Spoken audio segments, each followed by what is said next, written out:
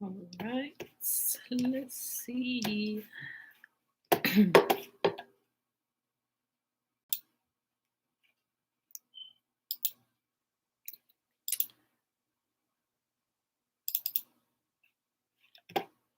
Happy Saturday, beautiful people. Lavine, good morning, good morning. Good morning, beautiful people. Happy Saturday, everyone. Happy Saturday. All right, beautiful people. Go ahead and get started, chill. All right, happy Saturday, happy Saturday. Let everybody sleep in a little bit longer today. It is February the 20th, 2021, day 82. Of reading through the books of the law and the prophets, and of the 3-year consecutive day count, day 751, 751. Y'all, today we read Deuteronomy 10, 11, and 12. I so wish we would read the 13 today, but we'll get to it tomorrow. But there's some things that we must point out that people don't pay attention to. So, Bona, good morning, Corey, Tiffany. All right, y'all. So let's go ahead and do the Shema so we can get started. It is found in Deuteronomy chapter 6, verse 3. We started verse 3. Hear, therefore, O Israel, and observe to do it, that it may be well with you, and that you may increase mightily, as Yahuwah, the God of our fathers, has promised us in the land that flows with milk and honey. Hear, O Israel, Yahuwah, our God, He is one God. And you shall love Yahuwah your God with all your heart, with all your soul, and with all your might. And these words which I command you this day shall be in your heart, and you shall teach them diligently unto your children. And you shall talk of them when you sit in your house, and when you walk by the way, and when you lie down, and when you rise up. And you shall bind them for a sign upon your hand, and they shall be as frontlets between your eyes. And you shall write them upon the posts of your house and on your gates. And Yahuwah commanded us to do all these statutes, to fear Yahuwah our God for our good always, that He might preserve us alive as it is this day. And that shall be our righteousness if we observe to do these commandments before Yahuwah our God as He has commanded us. All right, y'all.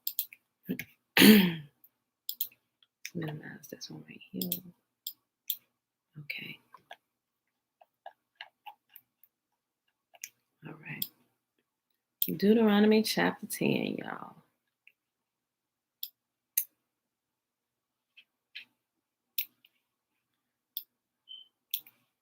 Okay. We over here. Trina, hey girl, hey.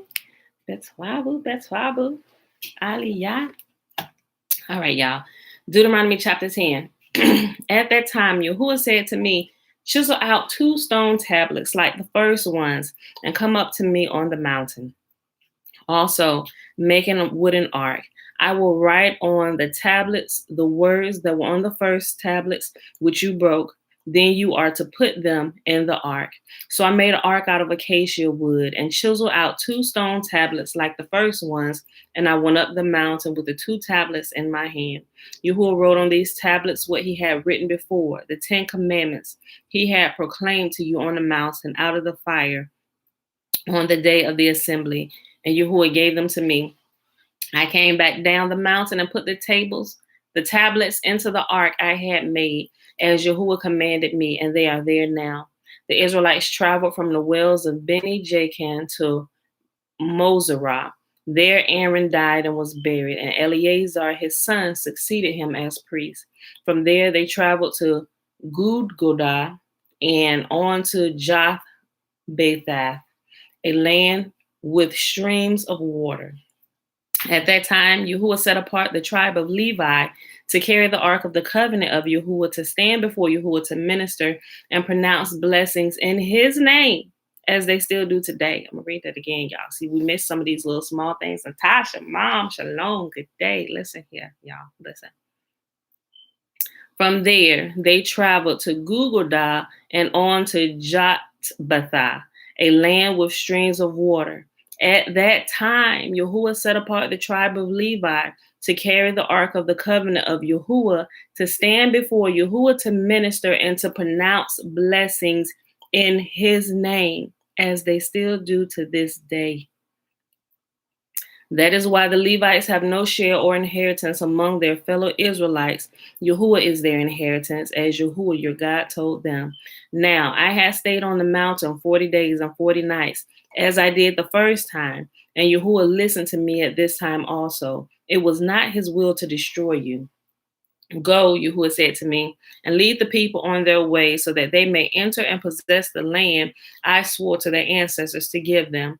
And now, Israel, what does Yahuwah your God ask of you but to fear Yahuwah your God and to walk in obedience to him, to love him, to serve Yahuwah your God with all your heart and with all your soul, and to observe Yahuwah's commands and decrees that I'm giving you today for your own good. To Yahuwah your God belong the heavens, even the highest heavens, the earth and everything in it. Yet Yahuwah set his affection on your ancestors and loved them, and he chose you, their descendants, above all the nations, as it is today. Circumcise your hearts, therefore, and do not be stiff-necked any longer. For Yahuwah your God is up. For Yahuwah your God is God of gods and Lord of lords, the great God, mighty and awesome, who shows no partiality and accepts no bribes. He defends the cause of the fatherless and the widow and loves the foreigner residing among you. Give them food and clothing, and you are to love those who are foreigners, for you yourselves were foreigners in Egypt. Fear Yahuwah your God and serve him. Hold fast to him and take your oaths in his name. See how we keep repeating this? The last day we was here, Thursday. He also brought out, remember how I tell you, like if we don't pay attention, we don't see how much Yahuwah is jealous over his own name. He said everything we do in his name alone. Just in case you blacked out for a second, let me just read it again. I'm going to just go back up to verse 14. To Yahuwah your God belongs the heaven of heavens, even the highest heaven, the earth and everything in it.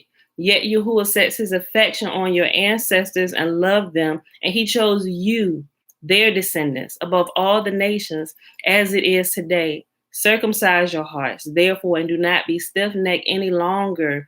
For Yahuwah your God is God of gods and Lord of lords, the great God, mighty and awesome, who shows no partiality and accepts no bribes. He defends the cause of the fatherless and the widow, and loves the foreigners residing among you.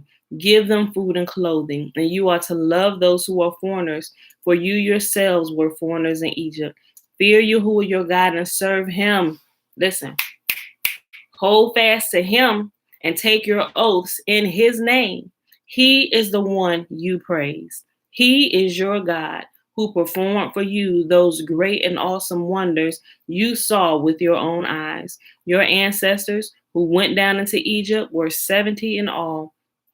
And now Yahuwah your God has made you as numerous as the stars in the sky. Next chapter. Excuse me, Deuteronomy chapter 11. Yes, Natasha, his name alone. When we are ignorant of what this said, is because they tell us, oh, all that's been fulfilled over here in the new, just stick with the new. Okay, what exactly, how do we need to verify? We need to verify what we're reading here. And we see that we are tested when we get over there, right? A lot of people been skipping out on studying Deuteronomy chapter 11, and that's why we here. Love Yahuwah your God and keep his requirements, his decrees, his laws, and his commands always. Remember today that your children were not the ones who saw and experienced the discipline of Yahuwah your God, his majesty, his mighty hand, his outstretched arm, the signs he performed, and the things he did in the heart of Egypt, both to Pharaoh, king of Egypt, and his whole country, what he did to the Egyptian army, to its horses and chariots, how he overwhelmed them with the waters of the Red Sea as they were pursuing you, and how Yahuwah brought lasting ruin on them. It was not your children who saw what he did for you in the wilderness until you arrived at this place, and what he did to Dathan and Abiram, the sons of Eliab the Reubenite, when the earth opened its mouth right in the middle of all of Israel and swallowed them up with their households, their tents, and every living thing that belonged to them. But it was your own eyes that saw all these great things that Yahuwah has done. Observe therefore all these commands I am giving you today, so that you may have the strength to go in and take over the land that you are crossing the Jordan to possess, and so that you may live long in the land Yahuwah swore to your ancestors to give to them and their descendants, a land flowing with milk and honey. The land you are entering to take over is not like the land of Egypt from which you have come, where you planted your seed and irrigated it by foot as in a vegetable garden. But the land you are crossing the Jordan to take possession is a land of mountains and valleys that drinks rain from heaven. It is the land Yahuwah your God cares for. The eyes of Yahuwah your God are continually on it from the beginning of the year to its end. So if you faithfully obey the commands I am giving you, to love Yahuwah your God and to serve him with all your heart and with all your soul, then I will send rain on your land in its season, both autumn and spring rains, so that you may gather in your grain, new wine and olive oil. I will provide grass in the field for your cattle, and you will eat and be satisfied. Be careful, or you will be enticed to turn away and worship other gods and bow down to them. Then Yahuwah's anger will burn against you, and he will shut up the heavens so that it will not rain, and the ground will yield no produce, and you will soon perish from the good land Yahuwah is giving you. Fix these words of mine in your hearts and minds. Tie them as symbols on your hands and bind them on your foreheads. Teach them to your children, talking about them when you sit at home and when you walk along the road, and when you lie down, and when you get up. Write them on the door frames of your houses and on your gates, so that your days and the days of your children may be many in the land Yahuwah swore to give to your ancestors, as many as the days the heavens are above the earth. If you carefully observe all these commands I'm giving you to follow, to love Yahuwah your God, to walk in obedience to him, and to hold fast to him, then Yahuwah will drive out all these nations before you, and you will dispossess nations larger and stronger than you. Every place where you set your foot will be yours. Your territory will extend from the desert to Lebanon, from the Euphrates River to the Mediterranean Sea. No one will be able to stand against you. Yahuwah your God, as he promised you, will put the terror and fear of you on the whole land wherever you go. See, I am setting before you today a blessing and a curse. A blessing if you obey the commands of Yahuwah your God that I'm giving you today. The curse if you disobey the commands of Yahuwah your God and turn from the way that I command you today by following other gods, which you have not known.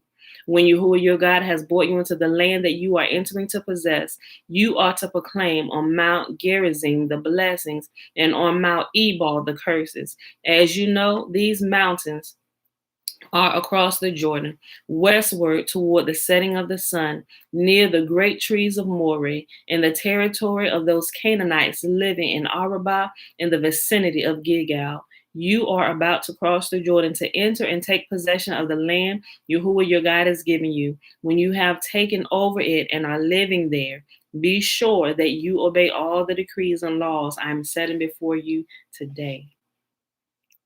All right, y'all, last chapter for today. Deuteronomy chapter 12.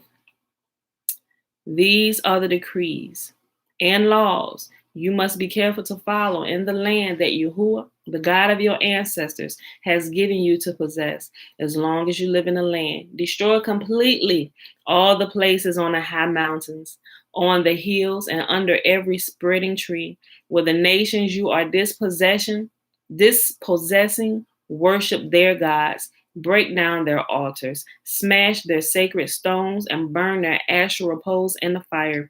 Cut down the idols of their gods and wipe out their names from those places. You must not worship Yahuwah your God in their way, but you are to seek the place Yahuwah your God will choose from among all your tribes to put his name there for his dwelling.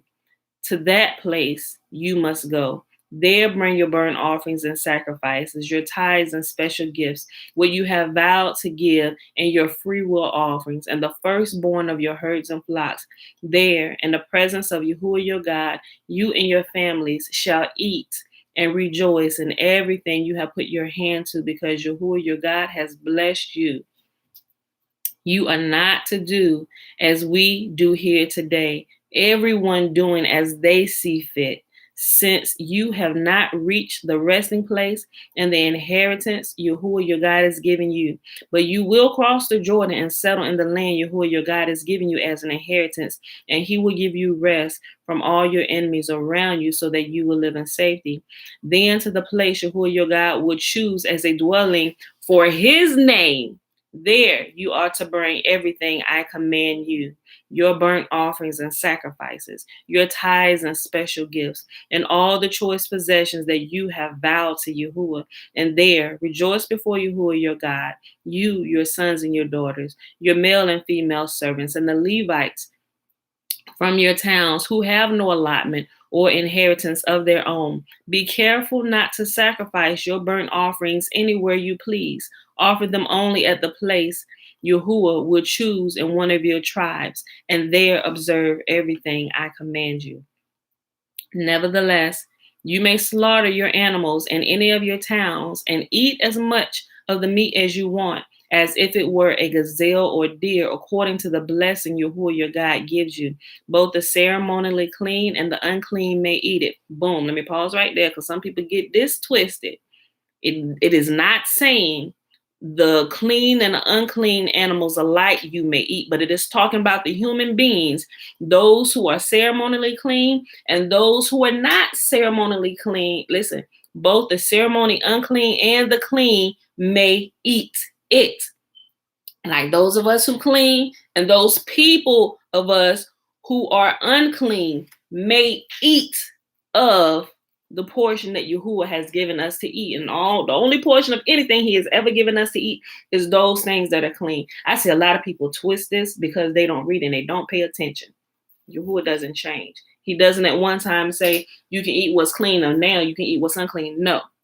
He's talking about the people who are clean, and the people who are unclean can eat of the clean portion that he has given, right? Let's read that again, just in case, because it burns my buttons when people try and twist Yahuwah's words. Nevertheless, you may slaughter your animals in any of your towns and eat as much of the meat as you want, as if it were gazelle or deer, according to the blessing Yahuwah your God gives you. Both the ceremonially unclean and the clean may eat it. But you must not eat the blood. Pour it out on the ground like water. You must not eat in your own towns the tithes of your grain and the new wine and olive oil, or the firstborn of your herd and flocks, or whatever you vowed to give, or your freewill offering or special gifts. Instead, you are to eat them in the presence of Yahuwah your God at the place where Yahuwah your God will choose. You, your sons and your daughters, your male and your female servants, and the Levites from your towns, and you are to rejoice before Yahuwah your God in everything you put your hand to. Be careful not to neglect the Levites as long as you live in your land. Now remember, with the sacrifice, he said, out of everything else you got, you can eat in your own land. He said, but these special times, when it's talking about the feast, he said, at these special times, I want all my children to come to my house, come to my place, the place where I set up, right? The place that I designate, the place where I put my name. Yahuwah has chosen this place. He wants us all to come here. He said, and those gifts that you set apart for that time when we come together to have a big family gathering, the cookout, whatever you want to call it, because they weren't just slaughtering animals to slaughter them. They were bringing food to eat when they gathered together. Everybody bring something, right? Everybody bring something. And don't bring nothing shabby. Bring something good. Cook your best dish. That's what he's saying. He said, these gifts, these special gifts, freewill offerings, tithes of your flock, the grain, the new wine, the olive oil, the firstborn of your herds and flocks, the best shape, bring all the best stuff when you come here at this time. A few times throughout the year, everybody bring their best stuff. We about to eat good. I'm gonna read it again. Any other time throughout the year, you can eat whatever you want as long as it follows the recommendations, because we are a holy people. He said you eat whatever you want. As long as it's on the list of the clean stuff you can eat. You can eat it at home, whatever. He said, but when it's time for us to meet together, bring all that good stuff to my place. Listen, verse 15. Nevertheless, you may slaughter your animals in any of your towns and eat as much of the meat as you want, as if it were gazelle or deer, according to the blessings of Yahuwah your God gives you. Both the ceremonially clean and unclean may eat it, but you must not eat the blood. Pour it out on the ground like water. You must not eat in your own towns the tithe of your grain, and new wine and olive oil, or the firstborn of your herds and flocks, or whatever you have vowed to give, or your free will offerings or special gifts. Instead, you are to eat them in the presence of Yahuwah your God at the place Yahuwah your God will choose. You, your sons, your daughters, your male and female servants, and the Levites from your towns. And you are to rejoice before Yahuwah your God in everything you put your hand to. Be careful not to neglect the Levites as long as you live in your land. When Yahuwah your God has enlarged your territory, as he has promised you, you may crave meat and say, I would like some meat. Then you may eat as much of it as you want. If the place where Yahuwah your God chooses to put his name is too far away from you, you may slaughter animals from the herd and flocks so Yahuwah has given you, as I have commanded you, and in your own towns you may eat as much of them as you want. Eat them as you would gazelle or deer. Both the ceremonially unclean and the clean may eat. Be sure you do not eat the blood, because the blood is the life, and you must not eat the life with the meat. You must not eat the blood poured on the ground like water. Do not eat it, so that it may go well with you and your children after you, because you will be doing what is right in the eyes of Yahuwah. But take your consecrated things and whatever you have vowed to give, and go to the place Yahuwah will choose. Present your offerings on the altar of Yahuwah your God, both the meat and the blood. The blood of your sacrifices must be poured beside the altar of Yahuwah your God, but you may eat the meat. Be careful to obey all these regulations I am giving you, so that it may go always well with you and your children after you, because you will be doing what is good and right in the eyes of Yahuwah your God. Yahuwah your God will cut off before you the nations you are about to invade and dispossess. But when you have driven them out and settled in their land, and after they have been destroyed before you, be careful not to be ensnared by inquiring about their gods, saying, how do these nations serve their gods? We will do the same. You must not worship Yahuwah your God in their way, because in worshiping their gods, they do all kinds of detestable things Yahuwah hates. They even burn their sons and daughters in the fire as sacrifices to their gods. See that you do all I command. Do not add to or take away from it. And he just getting started, right? And he just getting started. He said, we must not worship him like all the other nations worship their gods. He said, they do detestable things. Don't worship me like that. That ain't how you approach me. You can approach them like that, but you cannot approach me like that. Do not worship me like they worship them. I will not accept it. It is detestable to me, right? Listen here. He said, they even burn their sons and daughters in a fire as sacrifices to their gods. Do I need to get started on this? And the crucifixion, right? Do we need to start on this today? Because everything is direct opposite. If you do not know what Yahuwah has said, we are tricked into worshiping him like they worship their gods. And now we're worshiping somebody who has been taken through the fire or crucified. He said, do not do that. But I'm the one that's speaking heresy, right? Y'all better pay attention and find out what Yahuwah himself has said. I'm going to read it again, just in case you dozed off or you blacked out again. Hold on. Yahuwah your God will cut off before you the nations you are about to invade and dispossess. But when you have driven them out and settled in their land, and after they have been destroyed before you, Be careful not to be ensnared by inquiring about their gods, saying, how do these nations serve their gods? We will do the same. You must not worship Yahuwah your God in their way, because in worshiping their gods, they do all kinds of detestable things Yahuwah hates. They even burn their sons and daughters in the fire as sacrifices to their gods. See that you do all I command you. Do not add to it or take away from it. Right? And as we go further, he's going to start getting into more deeper detail on why this is detestable, why the righteous cannot die for the sins of the wicked, right? He said it is an abomination for you to give someone who is righteous for the sins of the wicked. You cannot. There is quite a few places to say, even if Noah stood in a place for his sons, Noah would be the only one that was saved, right? And he goes through and he lists out a whole bunch of other people. He starts naming righteous people. He said, even if they stood and pleaded on the behalf of their sinning children, it would be them alone. Their own righteousness could only save themselves, right? Now, granted, what they do before us and what they say to us can speak to us, but it's ultimately our choice to do what is right. We see this constantly through the book of Kings. We see this constantly through the book of Chronicles.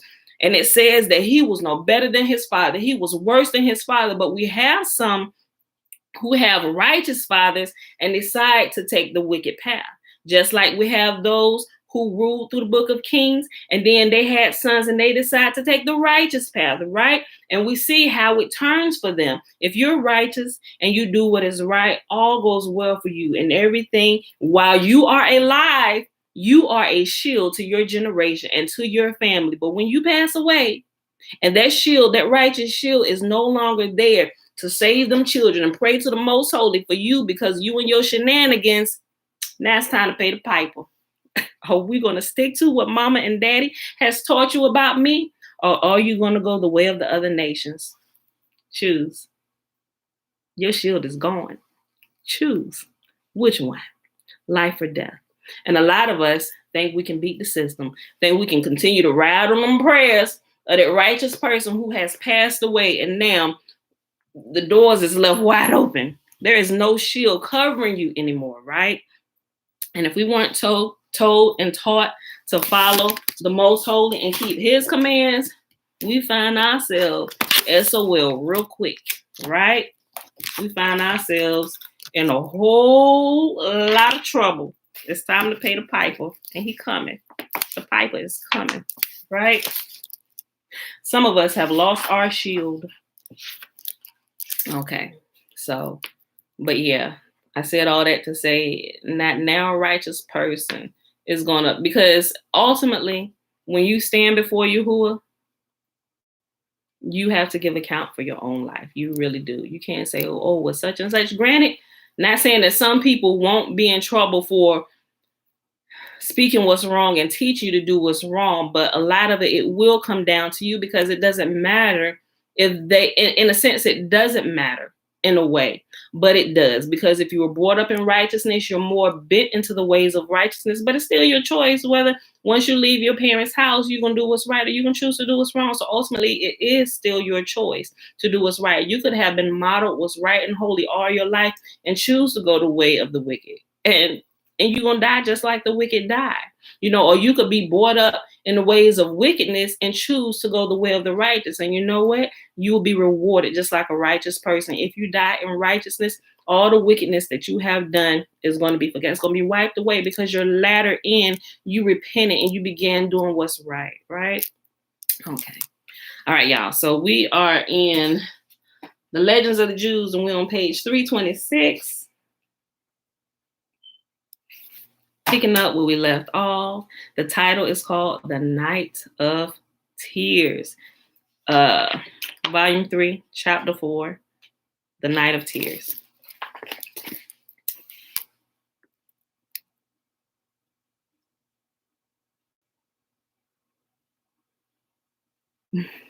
Natasha, I'm reading your comment. Oh, yes. For those of you who can't on Facebook, who can't read Natasha said, I moved back home now. Mississippi Bible Belt. I hear the other name 1,000 times a day from family on TV all day long in my grandmother's room to people stopping by and billboards only bearing the other name. I so pray that if I'm blessed to get remarried, that I'm blessed with a husband who honors and knows and leads in these regulations. Amen. Right? But now we know, so we can also choose wisely, right? Let me tell you something my sister said. She here. Listen. It was a friend she had, right? That she's no, if you don't mind me sharing that, I just want to share a little portion of it, right? Listen, this guy, and I'm not gonna give you details, but I'm gonna give you the gist of the story based on what Natasha said, what my sister experienced, right? And so, we going back, we following Yahuwah's ways, right? So we learning how to walk in it and everything. So different men approach her wanting to date her, possibly marry her, right? So this was this one particular gentleman a little while ago. And he looked like he was keeping the Most High's commands. I mean, he started doing everything to, letting the beard grow out and keeping himself and changing the way he addresses the Most High and different things like that, right? And so my sister, she prayed. She said, girl, I don't know. It seems like, but I don't know. Maybe this is too good to be true. I said, just pray and ask the Most Holy. Ask y'all, right? And so she prayed and she had a dream. And she had a dream about this guy. Let me tell you, when you ask Yahuwah, he is faithful to reveal to you the truth, right? Listen. So in her dream, she saw this particular gentleman and the congregation he was going to, even the congregation he was going to, they had begun teaching. I know you laugh, you know what I'm about to say. They had begun teaching. They're turning and they're doing what's right. They're starting to read the Old Testament. They're lining up. They're pulling out the leaven and they sticking to the meat. Like, okay, how do we need to adjust our life? And as that is amazing, but people are in different levels as they're growing, right? And my sister thought this guy was a little bit further than what he actually portrayed. And he a good guy. He's still growing and everything. But, he was early talking about marrying her. And she's like, wait a minute. Okay, it seemed like you're moving a little bit too fast. And it was like, it's like she had known him for a couple months and constantly talking about marriage. Okay, you doing what's right. You got this together. You got this. But I don't know. Something seems a little off. And, you got to. So she prayed, right? Make a long story short, she prayed. Yahuwah gave her a dream. Here's what the dream was. I'm going to just kind of sum it up for you. In the dream, he was in his congregation. Yahuwah showed her that outwardly they looked the part, but inwardly, yeah. And he okay, that's good. Before I say this, he knew what my sister believed. Leisha, she here, so she commented on it. So Leisha, he knew what she believed because she was outright forth. This is this. I don't use this name anymore. I only address the Most High as he says to address him. Everything that I learned going up in the church, everything that I realize is wrong, I've stopped doing. I'm teaching my children this, and we only talk to Yah. We only talk to him. We only pray in his name. We only talk to him. So he knew it, but because he hadn't quite gotten to that point, he was kind of at the point where he wasn't necessarily using the name JC, but he was still addressing a second entity by a Hebrew name, so you see a lot of people that and I was there. I did the same thing as I'm transitioning out of that. I still had that same God worshiping JC. I just changed his name to Yeshua or Yahushua. I'm like, wait a minute, something still seemed off. Okay, so we understand that if this name means that, and I started looking at the prophets, okay, they also carry the name of the Father in their name, but it doesn't make them the Father, like Jeremiah and Isaiah and Zechariah. In their name, they carry the name of Yah. So that's how I understand. I said, okay, so JC carried the name of Yah in his name, but it didn't make him God, right? It's just like the prophets. The prophets carry the name of the Father in their name, but it doesn't make them the Father. Their job is to push everybody back to the Father. It was the same thing. They're supposed to push everybody back to the Father, not themselves become worshiped as gods, right? So that's what happened in the dream. Yahuwah showed her that outwardly he played the part, and he looked holy. He looked like one of us. He looked like kinfolk. He looked like us. He, covering himself and, walking and speaking right. But Yahuwah showed her the inside of him. It's like there was like a transparency where she saw underneath his skin, and she saw a Christmas tree. She said, Maji. Hold on, I'm gonna tell you what she said. And we here. We know how we talk sometimes, but just tell you what she said. She said, this nigga a whole Christmas tree on the inside, B. I was hollering. She said, wait a minute, hold on. What does it mean? I said, it means exactly what Yahuwah said it mean. He wore the Hebrew garments and all that stuff, but he was still, he was still a Christian. Yeah. And singing a Christmas carol. Right. That's right. And he was singing a Christmas carol. Right. And she couldn't understand. I was like, at least that's exactly what it says it is. Right. He ain't there. I'm not saying he's not going to completely put away the pagan ways, but as of right now, he's just a Christian in disguise, right? He looks like us, but he's not like us yet, so you do with that what you will, right? And so after that dream, it just began to bug her and just began to come out and out and out, and she couldn't deal with it anymore. And she was nice or whatever, but it was after Yahuwah had given her the dream and she was like, make it plain to me. It just started, it was like he couldn't hide it anymore. And I'm like, what? Girl, what happened? What? I was like, let me tell you something. The Most Holy is faithful. Yah is faithful. You ask him, and he definitely shows you that. Natasha, it was very clear. Mama knows. It was funny. She got to tell the story. I should bring her on right now so she can tell you, but no, we're going to go ahead and read today. But I'm just saying, a whole Christmas tree, Dana. So that's what I'm saying. We have to really be careful, and we have to keep to Yahuwah's commands. We're not perfect when we just start out, because we're fumbling in the dark, and especially when we come from the strong delusion. Yahuwah said it's gonna be a strong delusion, and a lot of people still don't realize that that strong delusion or that deep deception is Christianity. It is strong. You know how long it took me to pull, I had to literally step away from the church so Yahuwah could do a detox on me, because it's strong. Like the gods in there. I mean, not saying that some people there that truly love Yah is not speaking to them, and he's trying to wake them up and look, pay attention. Here, come on. But it is super strong. It's strong. And if you truly do not have a heart to really know the Most High, even though you make him be completely ignorant and calling him by another name, if your true heart's desire is not really to know him, but just kind of float by with everybody else, you're going to stay in that deception. You're not going to be able to pull yourself away from it. Why? Because you rejected the truth that would have set you free. It's only when we get real with ourselves and like, wait a minute, something ain't working here. We've been doing all this. People still dying, calling on his name. Ain't nothing happened. What is wrong? Why don't we see this power? And that's what began to happen for me. I'm like, Father, I know you're real. I know in my personal life, the things that I've experienced, I know you're real. Why is it not happening over here? Why are we not seeing the miracles and stuff that we heard about before and what we read about? Why is it so dead? And so when you really begin to get real and don't just kind of like go along, yes, the Lord showed up today. And I'm like, did he really? Like one of my pastors say, you went down the devil and came back up a devil. I'm like, no, he did it. There was a bunch of good music and emotions all over the place. That wasn't the spirit of Yah. That wasn't him that showed it. He wasn't there. He hasn't been here. What are you talking about? And I just got sick and tired of it. And I couldn't do it anymore. It was too much. And I refused to take my children through that crap any longer. I said, Father, if I'm going to find you, I'm going to find you away from the four walls of this church. I cannot do this anymore. So, pull myself together, y'all. So that's why I'm so serious about this. I'm like, man, y'all keep playing if y'all want to. Yahuwah is real.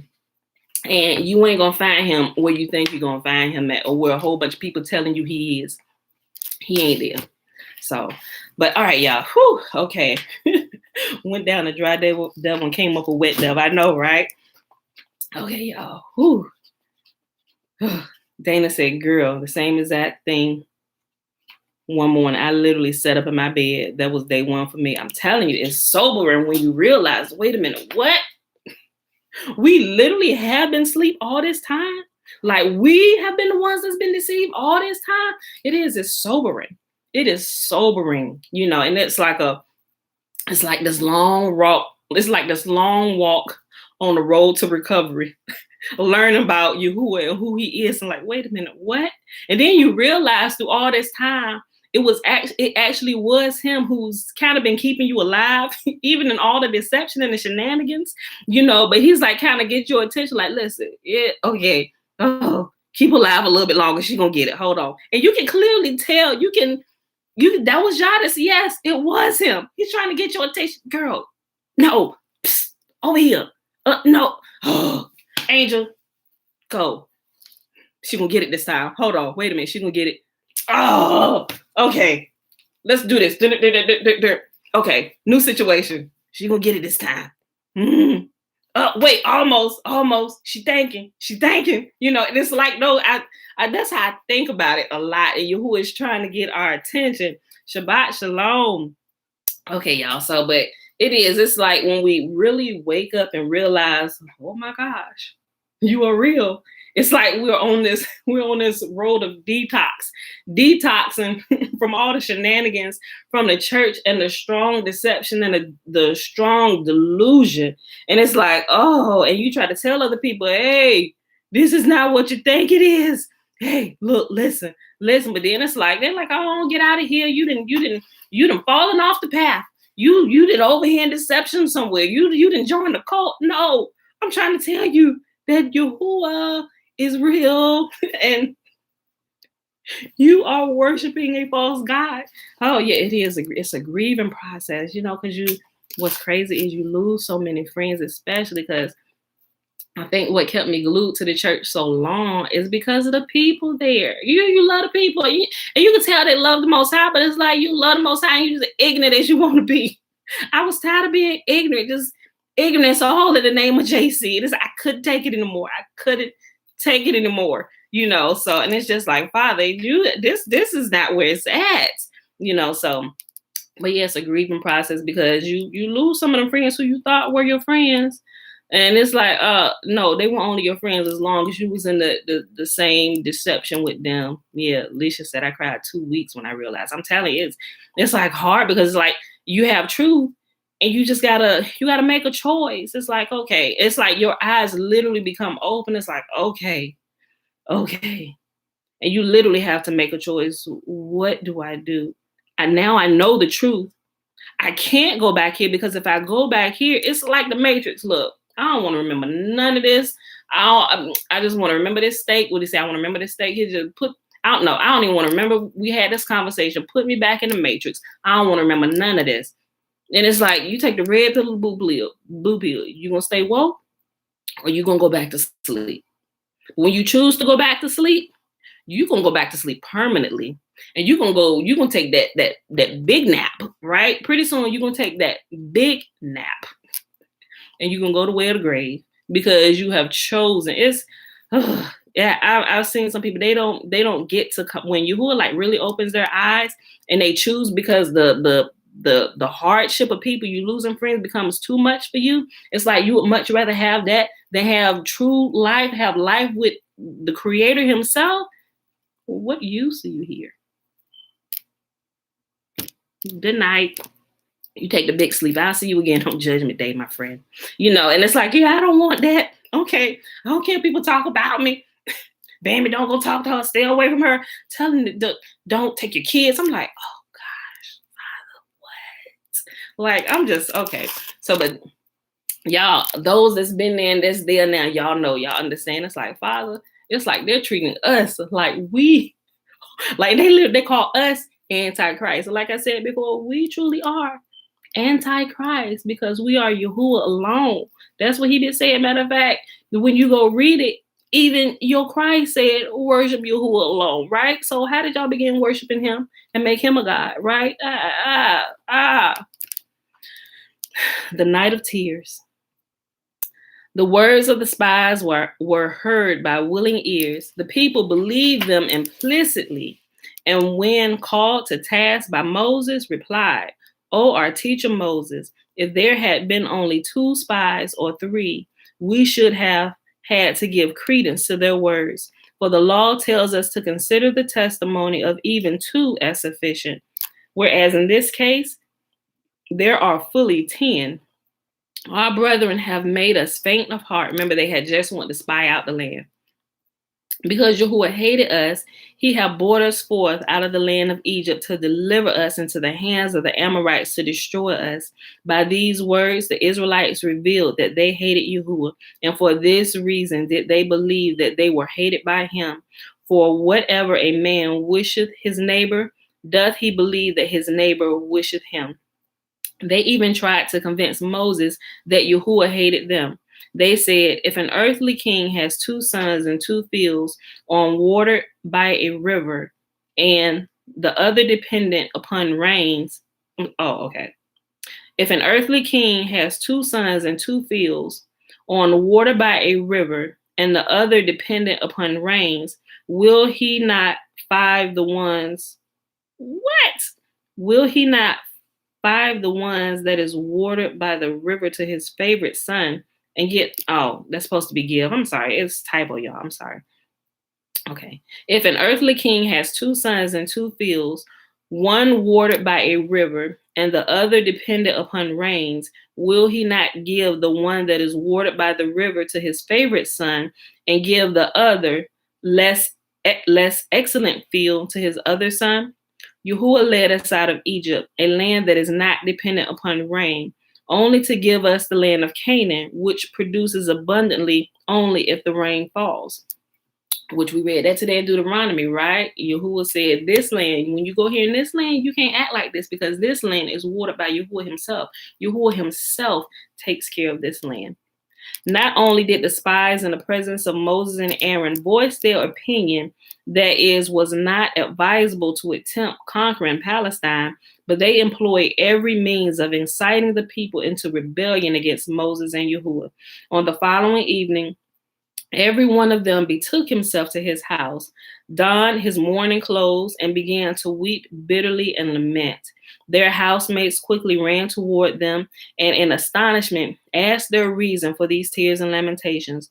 Without interrupting their wailings, they answered, Woe is me for ye, my sons, woe is me for ye, my daughters and daughters-in-law that are doomed to be dishonored by the uncircumcised and to be given as a prey to their lust. These men that we have beheld are not like unto mortals.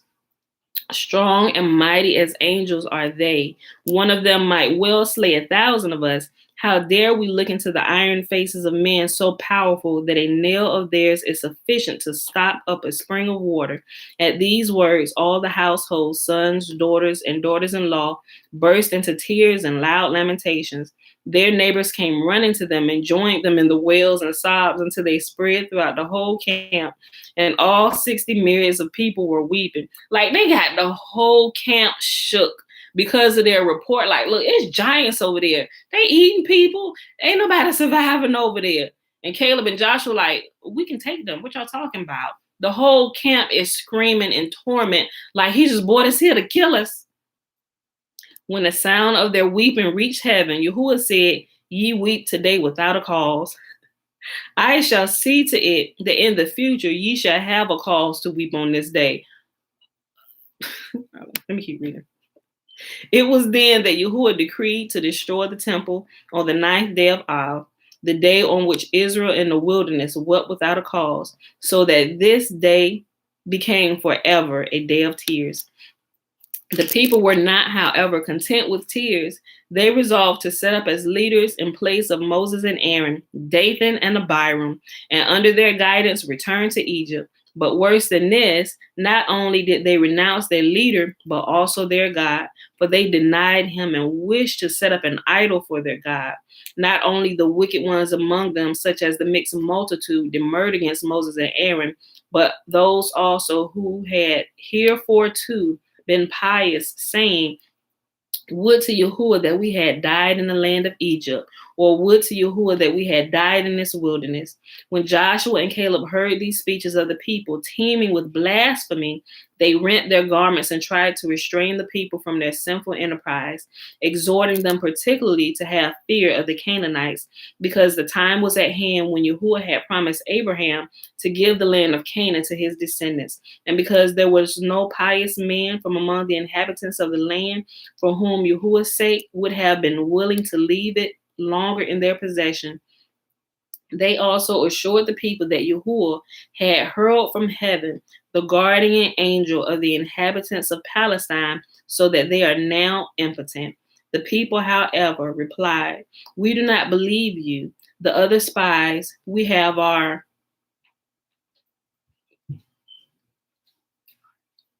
What? "The other spies have our weal and woe more at heart than you." Okay. "Nor were the admonitions of Moses of more avail, even though he brought them a direct message from Yahuwah to have no fear of the Canaanites. In vain did he say to them, 'He who wrought all those miracles for you in Egypt and during your stay in the wilderness will work miracles for you.'" Wait a minute, too. "Will work miracles for you as well when you enter the promised land. Truly, the past ought to inspire you with trust in the future." The only answer the people had to this was, "Had we heard this report of the land from strangers, we should not have given it credit, but we have heard it from the men whose sons are our sons and whose daughters are our daughters." In their bitterness against their leaders, they wanted to lay hands upon Moses and Aaron, whereupon Yahuwah sent his cloud of glory as a protection to them, under which they sought refuge. Even right there, they should have stopped. They should have stopped. Like, wait a minute. He said they were about to lay hands on Moses and Aaron. Then the glory cloud dropped and they weren't able to get in. Aaron and Moses sought refuge. Like, how are you about to play with him? Right? Like, is none of this clicking in y'all head? Is none of this clicking in y'all head? In their bitterness against their leaders, they wanted to lay hands upon Moses and Aaron, whereupon Yahuwah sent his cloud of glory as a protection to them, under which they sought refuge. But far from being brought to a realization of their wicked enterprise by this divine apparition, they cast stones at the cloud. Oh, how dumb can you be? Like, let me tell you something. When we trust the Most High like this, things like this happen for us. Like, a cloud will be dropped to protect you. That's why I be trying to tell people, look, my grandma used to always say, and I just like, it was a normal thing for me. She used to say, "You got this stupid kind of faith," and I hear her voice from time to time where people be like, "Girl, you crazy. That is not going to work for you." But it always seemed to work for me because I know the Most Holy is real. Like I said, I've had too many supernatural experiences in my life to not believe that to ever even think that he will not show up for me, right? And so it's like, let me read this again, y'all. In their bitterness against their leaders, they wanted to lay hands upon Moses and Aaron, whereupon Yahuwah sent his cloud of glory as a protection to them, under which they sought refuge. But far from being brought to a realization of their wicked enterprise by this divine apparition, they cast stones at the cloud, hoping in this way to kill Moses and Aaron. This outrage on their part completely wore out Yahuwah's patience, and he determined upon the destruction of the spies and a severe punishment of the people misled by them. Ingratitude punish. Oh, Trina, she said she deleted her comment because she spelled a word wrong. I like to spell things correctly. Oh, well, you should have been able to correct it, but again, maybe not. I don't know. Okay. I know. I'm a stickler for English too, right? Okay. With the next section, ingratitude punish. Yahuwah now appeared to Moses bidding him convey the following words to the people. You kindle my anger on account of the very benefits I conferred upon you. When I clove the sea for you, that you might pass through, while the Egyptians stuck in the loam at its bottom, you said to one another, in Egypt we trod loam, and he led us out of Egypt only that we might tread it again. I gave you manna as food, which made you fat and strong, but you, perceiving of it, said, how comes it to pass that 20 days a human being dies, if after 4 or 5 days he does not excrete food that he has taken? Surely we are doomed to die. Remember, because they were starting to get a little worried. They was like, wait a minute, we had to go to the bathroom. You know, Yahuwah said the manna is like angel's food. It dissolves in the body. You will have no need. I mean, because listen, when I came across this, my thoughts were already going there. I started, based on what I had known about the wilderness, I started thinking, look, I'm thinking, okay, so Yahuwah's going to gather us again. And if we're going to have another wilderness experience, because I like to be clean, go to the bathroom, shower whenever I want to and stuff. And it's like, excuse me, Father, and forgive me now if I'm speaking out of turn or if I'm just ignorant and don't understand. I'm like, how are we going to clean ourselves? How are we going to go to the bathroom? Is we going to run out of tissue? We done seen how horrible this could get here in this pandemic. What is we going to do? Like, seriously, because I wanted to know. And it was after it was like the day later after I had prayed that prayer when I came upon this portion about the manna and how it talked about how the manna they had no need to go to the bathroom like this, right? Because he supplied manna for them and it dissolved in their body. And not only did it dissolve in their body, but it almost made them immortal. It made them strong. It made them fat. They weren't lacking anything, right? And if y'all missed that part, y'all got to go back there and y'all got to reread it. I'll try. I'm gonna have to find that video. I'm gonna find the section in here because I dated it. That's how I find it. And I'm make myself a note. Hold on. That way, if y'all missed it, y'all can go back and watch that video. At least if you got the book, go back to that section and read it. Hold on. Find manna video. And post it. And I think I may have put it in the title. I know it's a couple videos where I use manna in the title, but I'm not sure if it's that particular portion where it's talking about how it dissolves in the body and you wouldn't have any need to actually go to the bathroom and excrete and stuff. The monthly anti-flow. All this stuff is addressed, right? Listen, Yahuwah know this. Like this would be something. I'm like, this. If I think I was being real, I said, Father, I'm just, like I said, forgive me. I said, but this could be a disgusting, disastrous thing, having all these people. I said, not everybody among our people know how to properly keep themselves clean.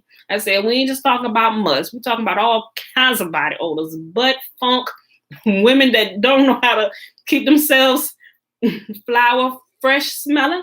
I said, I can't do these horrible smells. I said, so how is we going to take care of this? Seriously, I'm just honest, and that's, like I said, that's when I came upon this. I'm like, okay. And not only that, but the manna, it was like a fragrance to the body as well. I'm like, okay. So my curiosity had been satisfied when I came upon this. I'm like, okay, you can take care of all this. All right. And so we know that the manna is also reserved up for the end of days as well, which also tells us it's something gonna happen where we're gonna need to be fed by the Most Holy, because there's truly, people think it's a shortage of food now. But y'all ain't seen nothing yet. Listen, let me tell you something. Oh, that's what I want to. I'm gonna go back to this real quick. I just want to mention something that we talked about yesterday about Texas. May Yahuwah bless the people that are not prepared. But remember yesterday was it yesterday? No, it was Thursday when we was here. Remember they was talking about going into the city. They were starting their shenanigans like, we can't go in there. Listen, Yahuwah said, listen. And before they went out there, he said, listen, I ain't the one that told y'all to send spies. I don't need to send spies, and I already told you we're going to go. But the people hyped them up, and Moses agreed to it. Okay, we're going to send spies. Yahuwah said, listen, You can go ahead and do that, but let it be known to you that I'm not the one that said send spies. This was your idea. Look, he said, but when you go, let me give you a little bit of wisdom while they spying out the land. If you see men out in the open, towns open with no walls, don't you go messing with them people. He said, because you best believe they are mighty warriors. Mighty warriors have no need to hide behind walls. They can very well take care of themselves. Now, if you come upon the part and they are surrounded by walls, you better understand that there are weaklings inside those walls, right? And I said all that to say, not talking about people that they're weak, but understand what I'm saying to you, right?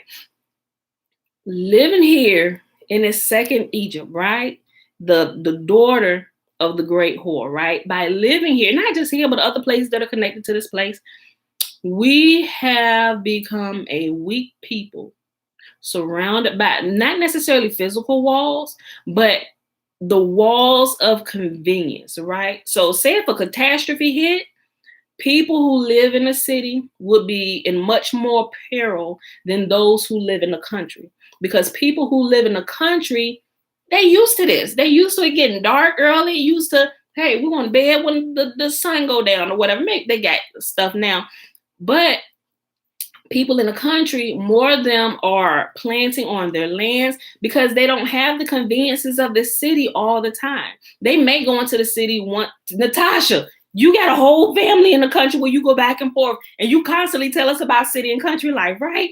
So Natasha, yes, listen. So that's why I'm like, look, we got to start working on doing some of these things that we have long forgotten because we've become pacified and coddled by city life to where if a catastrophe happened and we lose power and we can't use our cell phone, people ready to lose their mind. Like, bruh, don't you know what to do? It's like the conveniences have crippled us in such a way that a lot of people will literally physically die. And they're going to be rooted out of this land because they have forgotten how to stay alive. They forgot how to care for themselves. The conveniences have crippled us in such a way that it will be detrimental. This country is going to implode from the inside because our own conveniences and our love of fast things has caused us to be so weak that what else? People just going to sit in their homes and die. Like people are sitting, not granted, there are older people they found, I understand. There probably really wasn't much of anything they could do. Maybe they didn't have family. They're finding older people dead in their homes in Texas, frozen to death, right? You know, so I can see that happening. Maybe family couldn't get to them, you know, and they didn't, you know, lack of medicine, all these things. They're dependent on drugs in the stores. And not saying that they're bad because use what's available to you. But when you know better, begin to do better. If you understand about the natural remedies and stuff, kind of try and wean yourself off for some of these pharmaceuticals because these pharmaceuticals, you're not going to be able to get them in a while. You know, when things really start getting bad, people are going to be robbing stores, even the grocery stores just a little hour with the Tylenol. The CVSs and the Walgreens are going to be ransacked, whatever.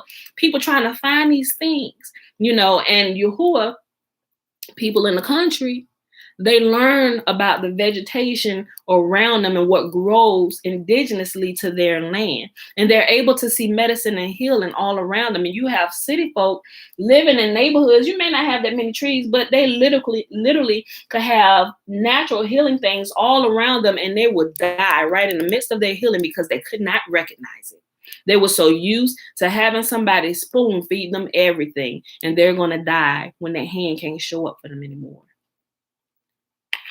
And so I said all that to say it was a good example. What's happening is horrible. I'm not saying it's good what's happening to the people of Texas because it's not. And the East Coast is going to get it too, right? But what is happening over there is a prime example of what we read yesterday. The people living behind walls in fortified cities, you know, and those who can be taken will be taken. And there are a lot of people being taken in Texas. And if we understand what the scripture says, being taken don't mean, taken means you go to the grave. There are a lot of people being taken because of the convenience or the weakening of fortified walls. So I'm just saying, not saying the fortified wall we need to have is the most holy. I'm just saying. So, okay. I just wanted to bring it up. Okay, let's go back here. Yahuwah now appeared to Moses, bidding him convey the following words to the people. You kindle my anger on account of the very benefits I conferred upon you when I clove the sea for you, that you might pass through, while the Egyptians stuck in the loam at its bottom. You said to one another, in Egypt we trod loam, and he led us out of Egypt, only that we might tread it again here. I gave you manna as food, which made you strong and fat, but you, perceiving of it, said, How comes it to pass that 20 days a human being dies if after 4 or 5 days he does not excrete food he had taken? Surely we are doomed to die. When the spies came to Palestine, I arranged it so that as soon as they had entered the city, its king or governor dies, in order that the inhabitants, occupied with the burial of their ruler, might not take account of the spies' presence and kill them. Do you know who that we talked about the other day? Their ruler at this time, that land, the land of the Canaanites, had not been taken. Why? Oh, that's good. Medicine. That this country, they hadn't been taken because there was a righteous person living there and their shield was gone. Listen, when the spies came to Palestine, I arranged it so that as soon as they entered the city, its king or governor dies, in order that the inhabitants, occupied with the burial of their ruler, who was their ruler? Job was their ruler. Job, the book of Job, him. Remember, Moses was up on the mountain, the angel of death. Moses, like, where he going? To fetch the soul of Job. Yahuwah was preparing them, all of it. You see the big everything? Yahuwah was preparing them to leave out of here, give them this, take the land. All this stuff is happening perfectly. Job, the shield of righteousness to this wicked generation, is about to be taken. When the spies came to Palestine, I arranged it so that as soon as they entered the city, its king or governor dies, in order that the inhabitants, occupied with the burial of their ruler, might not take account of the spies' presence and kill them. Instead of being thankful for this, the spies returned and reported the land. Because remember, they went in there, Moses told them, they said, okay, when you go, you need to check and see if Job is still alive. If Job is still alive, ain't nothing happening. But if Job has passed away, we're going to take this city. Because Moses understood, he knew it, right? If the righteous shield is gone, we're taking it, right? And also with the righteous shield with Job, also the angel over this particular nation, Yahuwah had taken as well. We talked about it, threw him down. We read a New Testament about principalities and powers over different places. It's the angels that are set over the different nations. This angel had been taken along with this righteous shield, right? Instead of being thankful for this, the spies returned and reported, the land through which we have gone to search it is a land that eateth up the inhabitants thereof. To you I gave the Torah, and for your sake I said to the angel of death, continue to hold sway over the rest of the world, but not over this nation that I have chosen as my people. Truly, I had hopes that after all of this, you would sin no more. And like myself and the angels would live, and like myself and the angels, you would live eternally without ever tasting death. You, however, in spite of the great opportunity that I offered you, conducted yourselves like Adam. Upon him did I also lay a commandment, promising him life eternal on the condition he observed it. But he brought ruin upon himself by trespassing my commandment and eating of the tree. To him I said, thus thou art, and thus thou shalt return. Similar was my experience with you. I said, you are angels, but you conducted yourselves like Adam in your sins, and hence, like Adam, you must die. Like your body should just leave your breath should just leave your body. Let's go ahead and read this again. Oh, this is so good. Listen. Okay, I'm gonna just go back up here. Instead of being thankful for this, The spies returned and reported, the land through which we have gone to search it is a land that eateth up the inhabitants thereof. To you I gave the Torah, and for your sake I said to the angel of death, continue to hold sway over the rest of the world, but not over this nation that I have chosen as my people. Truly, I had hopes that after all this, you would sin no more, and like myself and the angels, would live eternally without ever tasting death. You, however, in spite of the great opportunity that I offered you, conducted yourselves like Adam. Upon him also did I lay a commandment, promising him eternal life on the condition that he observe it. But he brought ruin upon himself by trespassing my commandment and eating of the tree. To him I said, dust thou art, and unto dust shalt thou return. Similar was my experience with you. I said you are angels, but you conducted yourselves like Adam in your sins, and hence, like Adam, you must die. I had thought and hoped you would follow the example of the patriarchs, but you acted like the inhabitants of Sodom, who in punishment for their sins were consumed by fire. If Yahuwah continued turning to Moses, they suppose that I have need of swords or spears to destroy them. They are mistaken. As through the word I created the world, so can I destroy the world by it, which would be a proper punishment for them. As through their words and their talk, as through their words and their talk they angered me, so shall the word kill them, and thou shalt be their heir. For I will make thee a greater nation, mightier than they. Moses said, if the chair with 3 legs could not withstand the moment of thy wrath, how then shall a chair that have but 1 leg endure? Thou art about to destroy the seed of the 3 patriarchs. How then may I hope that my seed is to fare better? This is not the only reason for which thou shouldest preserve Israel. As there are other considerations why thou shouldest do so. Were thou to destroy Israel, the Edomites, Moabites, and all the inhabitants of Canaan would say that thou hast done this only because thou wert not able to maintain thy people, and therefore thou did destroy them. These will furthermore declare that the gods of Canaan are mightier than those of Egypt, that thou hast indeed triumphed over the river gods of Egypt, but that thou wert not the peer of the rain gods of Canaan.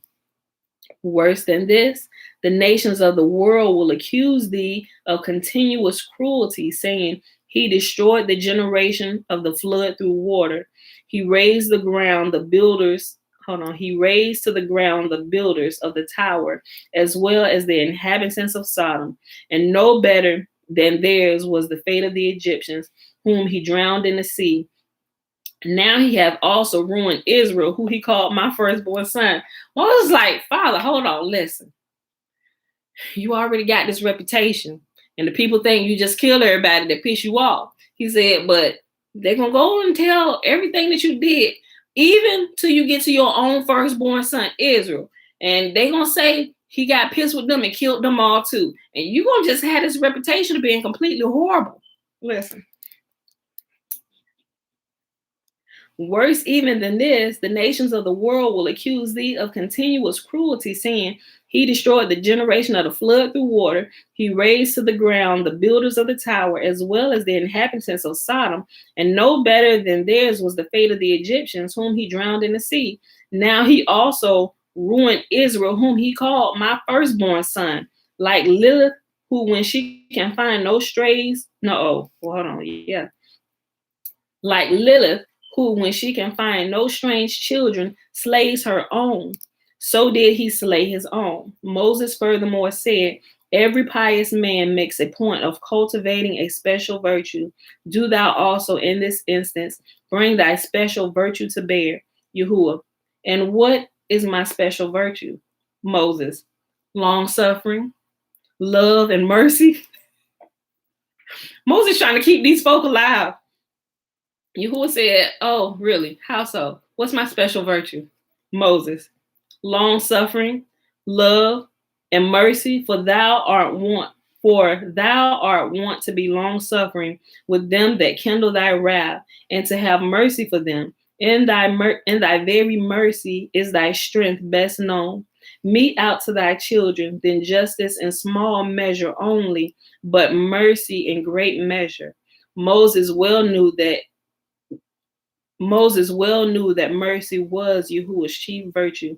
He remembered that he asked Yahuwah when he interceded for Israel after their sin of the golden calf, "Pray, tell me by what attribute of thine thou rulest the world." Yahuwah answered, "I rule the world with loving kindness, mercy, and long suffering." Ain't that the truth? "Can it be," said Moses, "that thy long suffering lets sinners off with impunity?" To this question, Moses had received no answer. Hence, he felt he might now say to Yahuwah, "Act now as thou did then assent." Justice that demands the destruction of Israel is on one side of the scales, but it is exactly balanced by my prayer on the other side. Hold on, please. Let us now see how the scales were balanced. Yahuwah replied, "As truly as thou livest, Moses, thy prayer shall dip the scales on the side of mercy. For thy sake, I must cancel my decision to annihilate the children of Israel, so that the Egyptians will exclaim, 'Happy the servant of those whose wish his master defers.' I shall, however, collect my debt. For although I shall not annihilate Israel all at once, they shall make partial annual payments during the 40 years. Oh my gosh. Yahuwah said, I'm collecting. Say to them, your carcasses shall fall in this wilderness, and all that were numbered of you according to your whole number, from 20 years old and upward, which have murmured against me. And your children shall be wanderers in the wilderness 40 years, and shall bear your whoredoms until your carcasses be consumed in the wilderness. This punishment was not, however, as severe as it might appear, for none among them died below the ages of 60, whereas those who had at one time of the exodus from Egypt been either below 20 or above 60 were entirely exempt from this punishment. Besides, only such were smitten as had followed the counsel of the spies, whereas the others and the Levites and the women were exempt. Death, moreover, visited the transgressors in such a fashion that they were aware that it was meant as punishment for their sins. Throughout all the year, not one among them died. On the eighth day of the month of Ab, Moses would herald proclamation through the camp, "Let each prepare his grave." They dug their graves and spent there the following night, the same night on which the following council of the spies they had revolted against Yahuwah and Moses. He said, listen, hold on. This might be the night. So everybody go ahead and dig your grave and get in it. All we're going to need to do is cover you with dirt. I'm just like, imagine living in complete terror. That's like Daddy said he going to tear your tail up when he get home. And you looking around like, every time you hear something, you hear the door, you're like, oh, it's about to happen. Oh, like you, and because you knew what you did was wrong, and you know punishment is coming. They know on the 8th day of the month, go ahead, dig your grave. This might be the month you get your tail tore off. Go ahead and dig the grave and get in it. Listen. Throughout all the year, not one among them died. On the 8th day of the month of Ab, Moses would have a herald proclaim through the camp, "Let each prepare his grave." They dug their graves and spent there the following night, the same night on which, following the counsel of the spies, they had revolted against Yahuwah and Moses. In the morning, a herald would once more appear and cry, "Let the living separate themselves from the dead." Those that were still alive rose, but about 15,000 of them remained dead in their graves.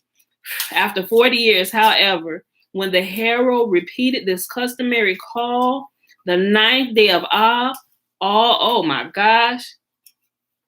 Hold on, wait. Is this the Day of Atonement? He said, begin it on the 9th day. Hold on, y'all. I need to go. Let me finish reading. I'm going to need to check into this. Hold on. After 40 years, however, when the herald repeated this customary call on the 9th day of Ab, all arose, and there was not a single dead man among them. At first, they thought they had made a miscalculation in their observation of the moon, that it was not the 9th day of Ab at all, and that this was the reason why their lives had been spared. Hence, they repeated their preparations for death until the 15th day of Ab. Then the sight of the full moon convinced them that the 9th day of Ab had gone by. See, I tell y'all, when it's a full moon outside, it's the 15th day of the month. I'm telling y'all, y'all better get this down, because we're gonna need to understand this calculation in the coming days. I opened myself. Very good. Give me some. Yay. Okay. Then the sight of the full moon convinced them that the 9th day of Ab had gone by, and that their punishment had been done away with. In commemoration of the relief from this punishment, they appointed the 15th day of Ab to be a holy day. Okay, y'all. And we're going to stop here for today, because we're already an hour and 19 minutes. So we're going to pick it up here tomorrow, 7:30 a.m. Y'all, so that was Legends of the Jews. We read page 326 all the way to 328. We read Deuteronomy 10, 11, and 12. It is Saturday, February the 20th, 2021, day 82 of year 3 of reading through the books of the law and the prophets, and of the 3-year consecutive day count, day 751, y'all. All right, so I hope y'all really enjoyed it. This is getting good. It's getting better and better by the day. I mean, I always say that. Y'all know, because it is. It's just good to me all the way around. Anything that can help us prepare for the coming days, and when the Most Holy himself cracks the sky, is going to be better for us. Trekking back to Mississippi in a few minutes. Drive safe, Natasha. Love you. Let us know when you get there. Okay, y'all. So let's go ahead and do this blessing. Let me do this real quick. Natasha, stay for the blessing. Hold on. Stay for the blessing. Okay. And Yahuwah spoke unto Moses and said, Speak unto Aaron and unto his sons, saying, On this wise ye shall bless the children of Israel, saying unto them, May Yahuwah bless us and keep us. May Yahuwah make his face to shine upon us and be gracious unto us. May Yahuwah lift up his countenance upon us and give us his peace. They shall put my name upon the children of Israel, and I will bless them. Now, Father, we ask you for a special blessing for Natasha and her family as they travel back to Mississippi. Father, let them arrive there without incident or accident. Bless her and her family and all that they put their hands to, Father. And we ask you that you surround them with your cloud of glory on every side, wherever they go. Father, give them wisdom while they're out there and preparing for the days to come. Father, we thank you and we love you. In your most holy name, we ask these things. We count them done. Hallelujah. All right, y'all. So I hope y'all enjoyed the reading for today. That is it. I ain't got nothing else. I'm going to check these comments real quick.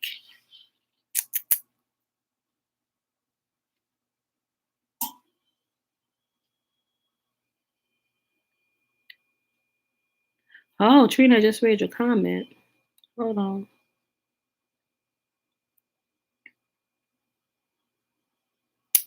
Well, I don't know what's going on with that. I mean, Trina said a funny thing.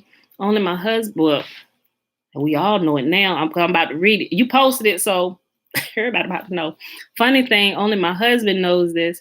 I've taken a COVID test a few times and the results were negative, but I cannot smell stinking things. I can, however, smell fruity and flower smells, but stinky I cannot smell. How is this? That could be a blessing all at one time. But I don't know. Get you some. Hold on.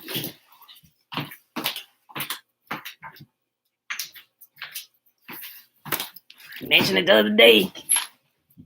Get you some quercetin. I left the link. I'll post the link in there again today. I'm telling you, this stuff works. I'm gonna share something with y'all that Jeremiah. I don't know. Sometimes Jeremiah, my son, my 17-year-old, sometimes I be thinking he be overly extra.